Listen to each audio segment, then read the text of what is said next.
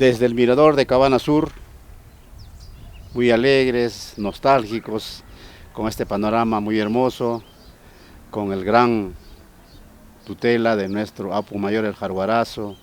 como también de Huachuaycerca, Cristalnío, y divisando los hermosos pueblos de Huaycahuacho, de Isua, de Jeja, de Aucará y Chipao, Sondondo, Andamarca y por ende al pueblo de Cabana Sur, el corazón del Valle de Sondondo. Rendimos un homenaje a los grandes maestros mayores que nos dieron el respectivo apoyo,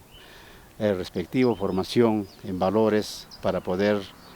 ejecutar las músicas de nuestros ancestros. Y en homenaje a ellos, a los grandes maestros, los músicos violinistas, arpistas, danzantes, negritos, bailías, voy a tocar este tema muy antiguo, al estilo que tocaban nuestros maestros mayores, un estilo que verdaderamente se está perdiendo, pero que todavía perdura en la memoria nuestra. Y bueno, este homenaje con mucho cariño para ellos, bueno, hacerles retroceder en el tiempo, vivir nuestra infancia, nuestra adolescencia,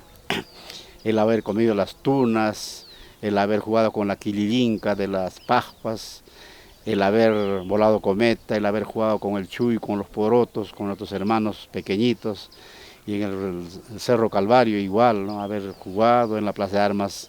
haber estado confraternizando con los diferentes juegos que se hacían en esa época. Con mucho cariño para todos ustedes, estos temas musicales, Tucuscha, como también Trebulcha.